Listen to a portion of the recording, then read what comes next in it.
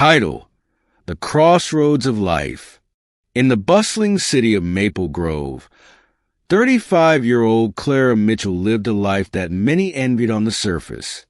She was a marketing executive at a prestigious firm, lived in a sleek apartment overlooking the skyline, and had a circle of friends who seemed just as successful as she was. Yet, behind the polished exterior, Clara wrestled with a gnawing sense of dissatisfaction, a question that lingered in her mind like an unanswered email. Is this all there is? Chapter 1. The Catalyst. One Monday morning, Clara's boss, Mr. Donovan, called her into his office. "Clara," he said, his voice crisp, "I have an opportunity for you. A promotion. You'll head the international marketing team in London." Clara's heart raced. This was the kind of career leap she had worked toward for years. Yet, as Mr. Donovan outlined the responsibilities, she felt a pang of hesitation.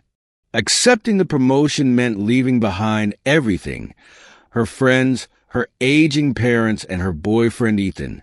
Ethan, a high school teacher, had always been her anchor.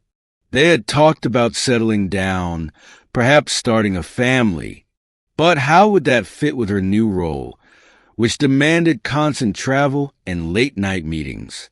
"Take a few days to decide," Mr. Donovan said, snapping her out of her thoughts. "But don't take too long. Opportunities like this don't wait."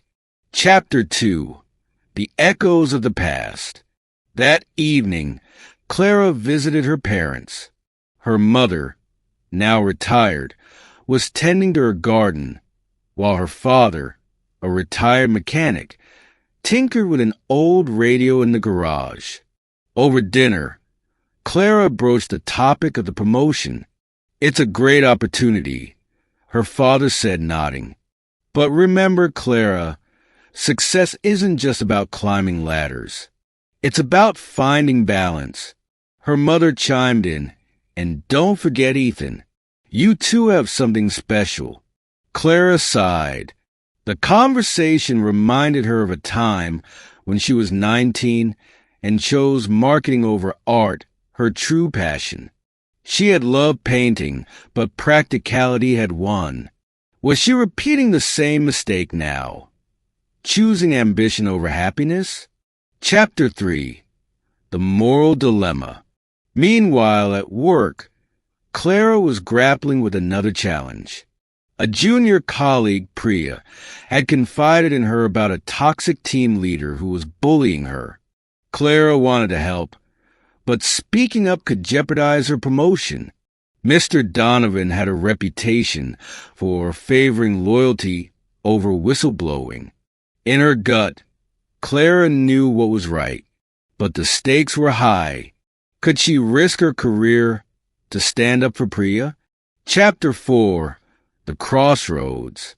Ethan, sensing Clara's turmoil, suggested they take a weekend trip to the countryside. "Maybe some fresh air will help," he said. At a cozy and surrounded by rolling hills, they hiked, talked, and laughed. But the subject of London loomed like a shadow. One night, under a canopy of stars, Clara opened up. "Ethan, I'm scared. Scared of making the wrong choice. Scared of losing myself." Ethan took her hand. "Life isn't about having all the answers, Clara. It's about making choices that feel true to who you are." The next day, Clara found herself sketching the countryside in a notebook. It had been years since she had drawn anything. The act felt like reconnecting with an old friend. Chapter 5. The Decision. Back in Maple Grove, Clara made a series of choices. First, she reported the toxic team leader to HR. Priya deserved better, and Clara decided she wouldn't let fear dictate her actions. Next, she turned down the London promotion. Instead, she proposed a local initiative that would allow her to grow professionally while staying close to home. To her surprise, Mr. Donovan approved it, impressed by her initiative. Finally, Clara enrolled in an evening art class. It wasn't about quitting her job, but rediscovering a part of herself she had buried. Chapter 6. The New Chapter.